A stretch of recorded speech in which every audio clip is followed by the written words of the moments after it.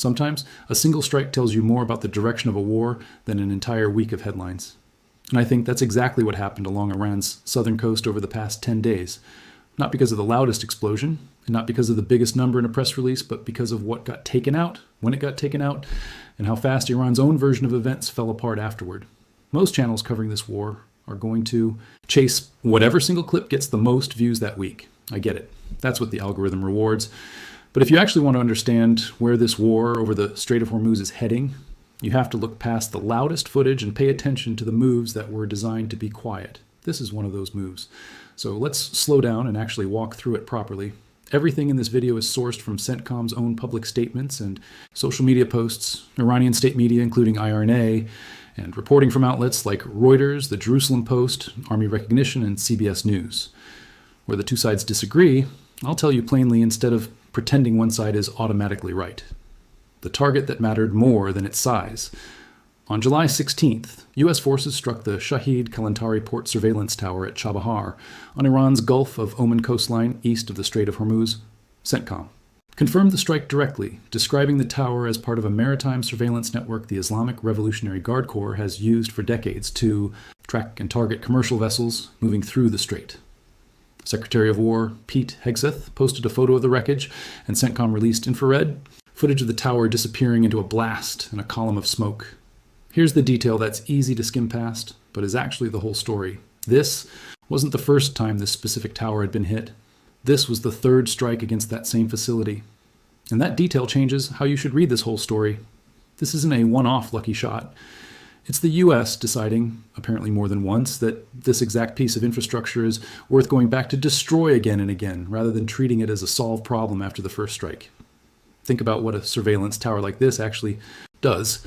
It doesn't fire a missile itself. It's the eyes at the front end of a targeting chain. It finds a ship, tracks its position, follows its course, and feeds that data to IRGC commanders, who then decide whether to send a missile, a drone, or a fast attack boat after it. Take that tower out, and every downstream weapon Iran still has. Near the strait keeps existing physically, fully armed, fully intact, but with a real hole in its ability to know where to aim. That's the kind of target selection that produces an outcome bigger than the size of what got blown up. You can spend enormous resources hunting down every individual missile launcher and every hidden fast boat scattered across hundreds of miles of coastline. Or you can go after the one node that lets Iran see where to aim in the first place. It's the difference between trying to disable a car by tearing out the entire engine block versus just pulling one specific wire. The car still looks intact. It just isn't going anywhere useful. A new weapon enters the fight. A few days before the Chabahar strike on July the 12th, CENTCOM announced something that hadn't happened before in this war. American forces used one-way attack sea drones in actual combat for the first time. 3 Corsair unmanned surface vessels, built by the Texas-based company Saronic, struck a submarine and ship maintenance facility at Bandar Abbas Naval Base. CENTCOM said the strike degraded Iran's ability to continue attacking commercial shipping in the region. That's worth pausing on because it's a genuine shift in how this war is being fought, not just a new piece of hardware for its own sake. A one-way attack sea drone is essentially an uncrewed boat packed with explosives and guided into a target, the naval equivalent of the one-way attack aerial drones that have already reshaped modern warfare on land. The Corsair itself is a 24-foot autonomous vessel with roughly a 1,000-mile range and a payload of up to 1,000 pounds. And the same drone type had already been used a month earlier to rescue 2 Army pilots after a helicopter went down off the coast of Oman. Sending a manned ship or aircraft into contested coastal water always puts American personnel at risk, and that risk shapes how aggressively commanders are willing to operate close to shore, near mines, coastal defenses, and exactly the kind of hidden fast boats this war has spent months trying to root out. An uncrewed system removes that constraint. It can be pushed further into contested water, accepting a higher risk of loss without risking a single life. Introducing that capability into this specific fight tells you American planners are actively expanding the toolkit rather than repeating the same strike profile month after month, and that tends to matter a lot more in the weeks after it debuts than in the single week it first shows up. The blockade is enforcing itself in real time. The tower. Strike didn't happen in isolation. It came in the middle of an active American naval blockade against vessels moving to or from Iranian ports, which CENTCOM says has been in effect since mid-April, with enforcement actions escalating through the summer. And this isn't just a policy sitting on paper. CENTCOM released footage of U.S. Marines from the 11th Marine Expeditionary Unit conducting a verification boarding aboard the MT Wen Yao in the Gulf of Oman on July 16th, the same day as the tower strike. According to CENTCOM's own numbers, American forces have redirected multiple commercial vessels attempting to run the blockade, disabled at least one that refused to comply, and boarded others to verify compliance.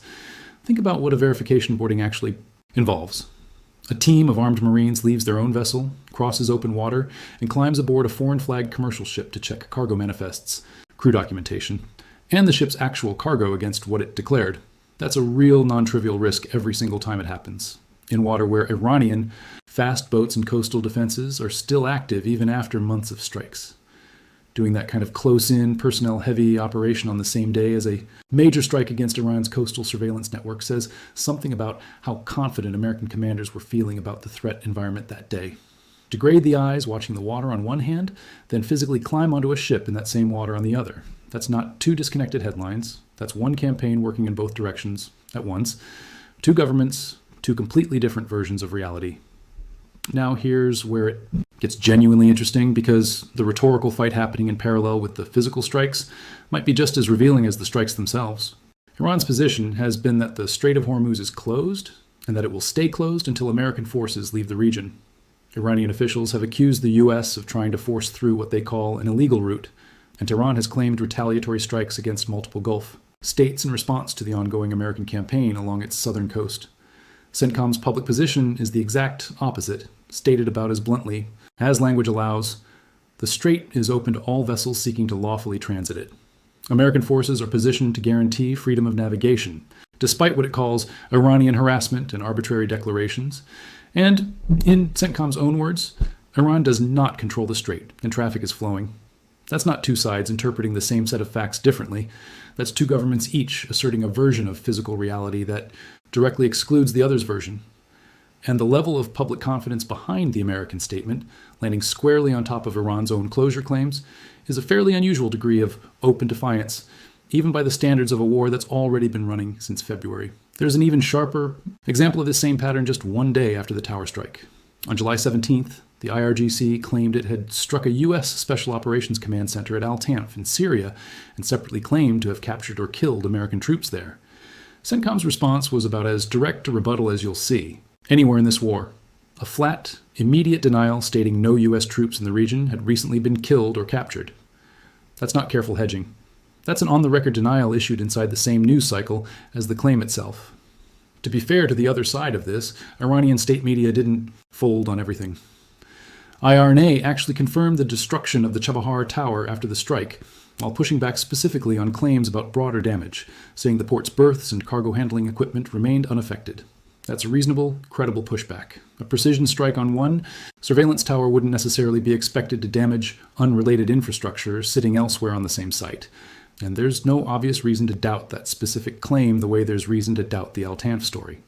That distinction is actually a useful lesson in how to read wartime claims, from any government, not just in this conflict.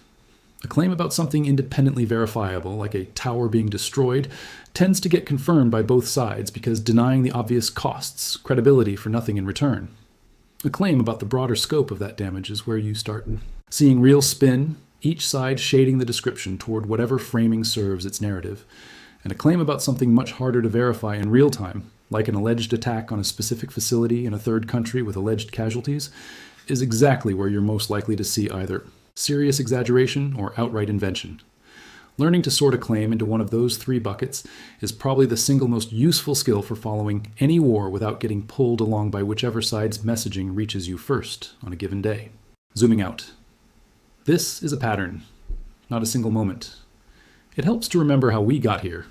This war began on February 28th, when a joint U.S.-Israeli strike killed Iran's supreme leader, Ayatollah Ali Khamenei, along with several senior commanders, following Iran's initial closure of the strait in late February. Since then, you've had a naval blockade take effect in mid-April, an effort to establish a cleared passage through the strait, ongoing nightly strikes through the summer, and now this run of operations in mid-July that includes the first combat use of sea drones and a third strike on the same Chabahar Tower. The human cost across the whole campaign has been real. Merchant crews from dozens of countries have been caught in the middle of a war they have no personal stake in. with vessels damaged, disabled, or destroyed, and sailors killed, missing, or stranded since the strait fighting began. Every strike, every boarding, every tower taken offline is being justified by CENTCOM, at least in its own public framing, as protecting exactly those people. Whatever you make of that framing, it's worth holding it up against the actual human backdrop, rather than treating it as pure rhetoric. What makes this specific stretch of the war stand out is really three things landing close together.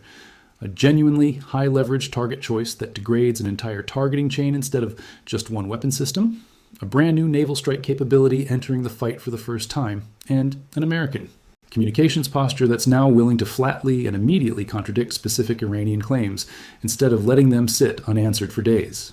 Put together, that's a noticeably more confident and more precise posture than what this war looked like in its earlier months. What I'm not claiming, I want to be careful here, because a title like this one is tempting to overreach with. I'm not telling you the Strait of Hormuz is now fully and permanently open in some clean, settled sense. Both governments are still making competing claims about its actual status, and shipping industry risk assessments have continued to show real caution even during periods when American officials have declared the strait functionally open.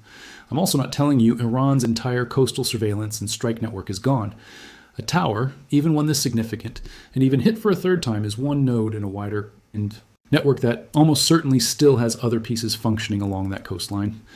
And I'm not telling you one clever strike undoes 5 months of a war that's already produced real casualties on every side, real disruption to global shipping, and a diplomatic standoff with no clean sign of resolving.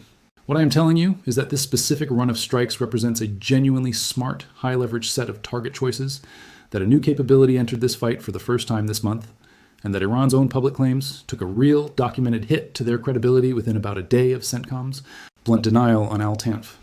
What to watch next? If you want to track where this goes, here's what I'd keep an eye on. Watch whether CENTCOM goes after other nodes in that same coastal surveillance network, because a pattern of systematically dismantling the whole network, rather than hitting the same tower a fourth time, would tell you this is becoming a deliberate strategy rather than a repeated one-off. Watch whether one-way attack sea drones show up again, and how their role expands, because a capability used for the first time in one operation often becomes a much bigger part of the toolkit once it's proven effective in the field. Watch for more instances of CENTCOM immediately and specifically rebutting Iranian claims the way it did with Al-Tanf, because a pattern of fast-pointed denials tells you the American side has decided that letting claims sit unanswered carries a real cost. And watch how shipping industry risk pricing actually responds to all of this, because the people whose job is literally pricing danger in this waterway are a more honest barometer of what's changed than any government's press release. I'd also add 2 more things worth watching. Watch whether Iran tries to rebuild or relocate its coastal surveillance capability after losing this tower for a third time, since a network built up over decades doesn't disappear from Iranian military planning just because one node keeps getting destroyed. And watch whether Iran's own state media quietly drops the Al-Tanf claim in the coming days, without ever walking it back directly. A claim that simply fades away rather than being defended is usually a pretty reliable sign that it didn't hold up, even by Tehran's own internal standards. A headline promising something massive and an enemy caught unprepared is built to make you think you already understand the whole story before you've watched a single minute. The real version is a little more precise than that, and I'd argue more interesting. A target chosen for maximum leverage rather than maximum size, hit for a third time rather than treated as solved after the first strike, a new weapon system, proving itself in combat for the first time, and a rhetorical environment where one side's claims are now getting shot down in near real time instead of sitting unanswered for days. That's not spectacle. That's a war that's gotten noticeably more precise on one side over the last couple of weeks. If breakdowns like this one are useful to you, subscribe, because this specific fight over the strait is still very much active, and I plan on tracking every real development in it as it happens. Drop a comment telling me what you want covered next, whether that's a deeper look at how these sea drones actually work, a full rundown of what's left of Iran's coastal surveillance network, or how shipping companies are actually pricing risk in the strait right now compared to what both governments are claiming publicly. I read every comment, and it genuinely shapes what gets covered next. Thanks for watching, and I'll see you in the next one.